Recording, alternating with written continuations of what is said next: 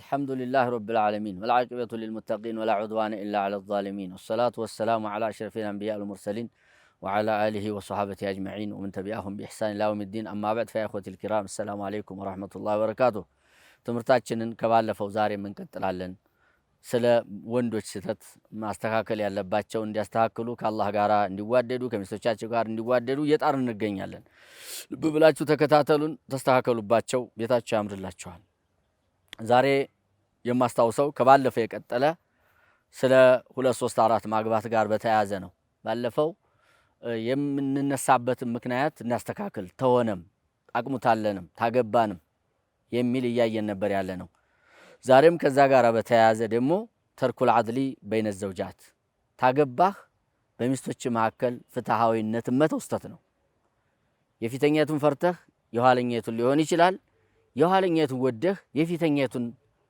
ጠልተህ ሊሆን ይችላል ሁለቱም ላይ ሐቅ መጠበቅ አለበት አዎ ታገባን መጀመሪያውኑ አለመግባት ነው እንጂ ተገባን በኋላ የሁለቱም ሐቅ መጠበቅ አለበት ያችም ሙስሊም እህት ናት ይችም ሙስሊም እህት ናት ያችም ሰው ናት ይችም ሰው ናት ሁለቱም መከበር አለባቸው የኋለኛቱ ቢክራ ስለሆነ አዲስ ስለሆነች በአዲስ ፍቅር እየነፈስክ ያችኛቱ መተው የለብህም የመጀመሪያቱ የቤቱ ባለቤት የልጆች እናት ባለ ንብረቱ ስለሆነች እንዲያትቆጣ ይያልክ እቺ አፉ ታላለይ አፉ ታለይ ችግር የለም አፉ ሳትልልህ እዛቸው ላይ እቺን አንድ ቀን ብቅ ይያልክ ብቻ ማሰቃየት የለብህም ከዚሁ ጋር ተያይዞ አዲል እንዲያናረግ የሚያመጡ ብዙ ምክንያቶች አሉና ከዛ ውስጥ የምናያቸው ዛሬ በተጨባጭ የምናያቸው የመጀመሪያቱ ሚስት መስማቷ ግዴታ ባይሆንም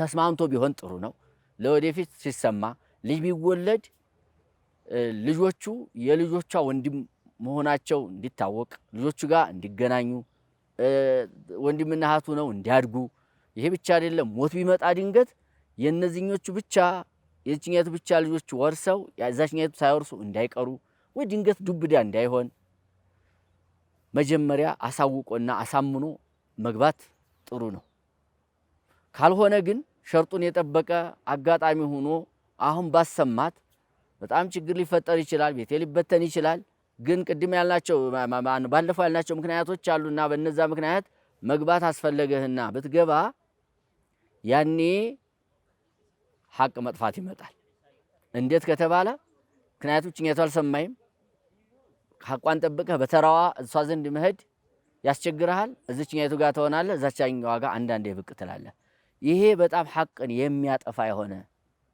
ምክንያት ነው ማለት ነው ስለዚህ መጀመሪያ ተመካክሮና አሳውቆ መግባት ነው ጥሩ ወንድሞች ካልሆነ ግን የኋለኛይቱን ወይ አሳምነህ ነው መግባት ያለብህ አደራ ይሄንን በጣም አደራ አላለሁ አኺራህ እንዳይጠፋ ምክንያቱም ነብዩ ሰለላሁ ዐለይሂ ወሰለም በዙሪያ የተናገሩት ትልቅ ማስጠንቀቂያ አለና ነው አዲል አለማረግ ያለውን ችግር ማለት ነውና ምክንያት የማይኮንባቸው አንዱ ይሄ ነው ሌላው ቅድም እንዲያልኳቸው የፊተኛይቱ ዋና ስለሆነች የኋለኛይቱ አዲስ ስለሆነች እና ሌሎችም ምክንያቶች ይኖራሉና በዛ ምክንያት ፍትሃዊነትን አለመጠበቅ ስተት ነው ፍትሃዊነትን እንጠብቅ አላህ Subhanahu Wa Ta'ala ሲጀመር መጀመሪያ የፈቀደው በምንድነው ፍትሃዊነትን እምናስከር ከሆነ ነው ፍትሃዊ ምንሆን ከሆነ ፍትሃዊነትን የምንችል ከሆነ ነው አለበለዛማ አላህ Subhanahu Wa Ta'ala ታንዲ በላይ ጋብቻን حرام አድርጓል ወይ ኺፍቱም ማላ ተዕድሉ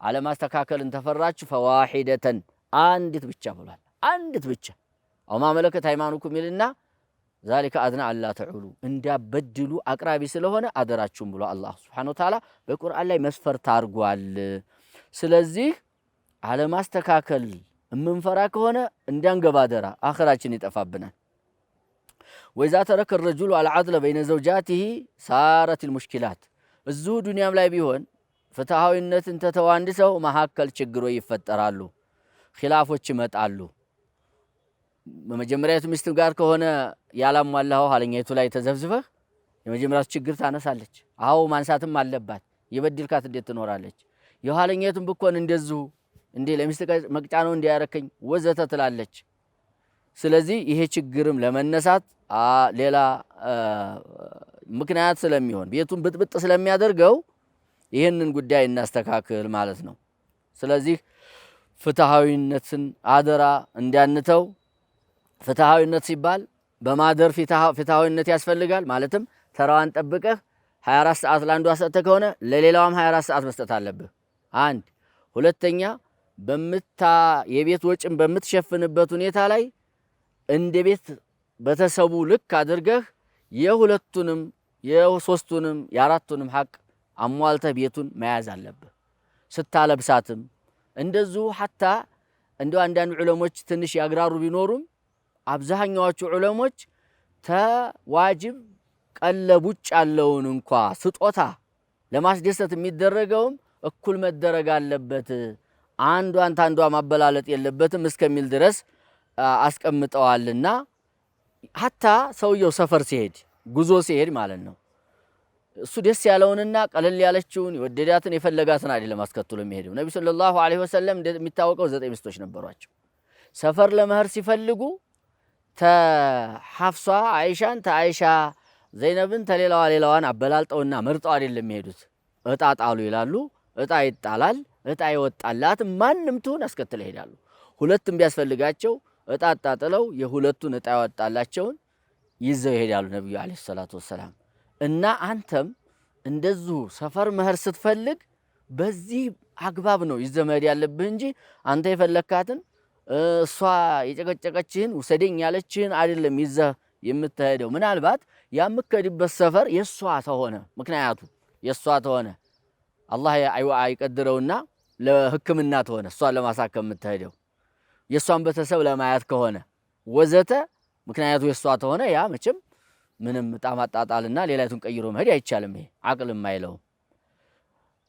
ስለዚህ እንደዚህ ያሉ ምክንያቶች ከሌሉ በስተቀር አለበለዛ የፈለካትና የወደድካትን መርጠህ መውሰድ የለብህም። ሌላኛው እዚሁ ላይ ተፍትህ የሚቆጠር ነገር ምንድነው? አንዷ ፊት የአንዷን ውደታ አብልጣ መናገር የለብህም። እዛው ሆዲህ ቻለው።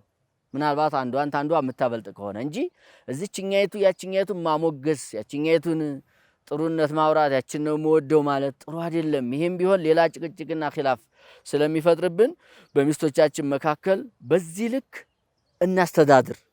አደራ ቤታችን ሰላም እንዲሆን ሰላም የሰፈነበት እንዲሆን የሚል የዛሬው ምክር ይሆናል። ወንድሞች አደራችሁን እዚህ ላይ ልብ ብላችሁ ግቡበት። ይሄም ማይሆንላችሁ ተሆነ ይሄም ማይሳካላችሁ ተሆነ ከወዲሁ ይቅርባችሁ አኺራችሁ እንዳይጠፋ። ምክንያቱም ነብያችን አለይሂ ሰላቱ ወሰላም ምን ብለዋል? መን ካነት ለሁም ረአታኒ ሁለት ሚስቶች ያሉት ሰው አሉ ፈማለ ኢላ ኢህዳሁማ ወደ አንደኛዋ ዘንበል ካለ ቅድም ባልናቸው ሐቆች ላይ ማለት ነው ጃአ የውመል ቂያመቲ ወሽቁሁ ማኢል ነገ የቂያም ቀን ጎኑ ያጋደለ ሆኖ ነው የሚመጣው አሉ። ፓራላይዝ ሆኖ ማለት እኮ ነው። ይሄ ጎኑ ፓራላይዝ የሆነ ሰው ዛሬ እዚህ ቤተሰብ አጋዥ ያለበት ቦታ ላይ የቱን ያህል እንደሚቸገር ለሁላችንም ግልጽ ነው። ማሰብ አያዳግተንም። ነገ የቂያም ቀን ግን ፈላ አንሳ በይነሁም ዝምድና መካከል የለም። ወላ ተሰአሉን ፈላ አንሳ በይነሁም የውመዚ ወላ ተሰአሉ አይጠያየቁም። ወላ ያስአሉ ሐሚሙን ሐሚማ ዘመዱን አይጠይቅም። የውመ የፍሩ መርኡ ሚን አኺሂ ወኡሚሂ ወአቢሂ ወሷሂበቲሂ ወበኒሂ ሊኩሊ ምርኢን ሚንሁም የውመኢዝ ሸእኑ ዩግኒ። ሁሉም ለራሱ የሚበቃው ነገር ስላለ እናት፣ አባት፣ እህት፣ ወንድም፣ ሚስት፣ ልጅ ሁሉ ይሸሻል። ማን የዛ ጊዜ ታዲያ ደግፎ የሚወስድህ የሚያንቀሳቅስህ? ይሄ ችግር እንዳይፈጠርብህ አደራህን ፍትሃዊነትን ጠብቅ። አላህ ይወፍቀን ሁላችንንም ሐቅን ጠብቀን የሚስትን ሐቅ ጠብቀን ምን እንቀሳቀስ አያድርገን። ምናልባት እንዳትጨነቅ አንዲት ጠቆም ማረጋለ መጨረሻ እዚህ ፍቅር የሚባለው ጋራ ግን ሁሉም በአንድ አይነት ውደድ አትባልም። ይሄ የሰው ልጅ ችሎታ አይደለም፣ ተሰው ልጅ ችሎታ በላይ ነው። ለዚህ ብሎ አላህ በቁርአን ላይ ወለን ተስተጢዑ አን ተዕዲሉ በይነ ኒሳ ወለው ሐረስቱም ይላል። ብትሰስቱ እንኳ በሴቶች መሃል እኩል ማፍቀር ላትችሉ ትችላላችሁ ይላል። ይሄ እናንተ አቅም አይደለም ብሏል። ለዚህ ብሎም ነብዩ ሰለላሁ ዐለይሂ ወሰለም ምን ነበር? اللهم هذا قسمي فيما املك فلا تلوني فيما تملك ولا املك። አላህ የኔ ማካፈል ይሄ ነው የምችለው፣ ግን አንተ በምችለው እኔ በማልችለው ነገር እንዳትወቅሰኝ አደራ ይሉ ነበር ነብያችን ዐለይሂ ሰላቱ ወሰላም። እና በዚህ ላይ አለቅጥ አንቺም ይሄንን እንደ ነውር አድርገሽ አትቁጠሪበት። አንተም ቢሆን በጣም እዚህ ላይ እንዳትጨነቅ፣ ግን ቢሆንም ግን የሁሉንም ሐቅ ማሟላት ግን የግድ ነው የሚል የዛሬ ምክር ይሆናል። አላህ ሱብሓነሁ ወተዓላ ይወፍቀን፣ ኸይርን አላህ ይግጠመን፣ ቤታችንን ሰላም አላህ ያድርግልን፣ የፍቅር ቤት የሰላም ቤት አላህ ያድርገው። ወሰላሙ አለይኩም ወራህመቱላሂ ወበረካቱ።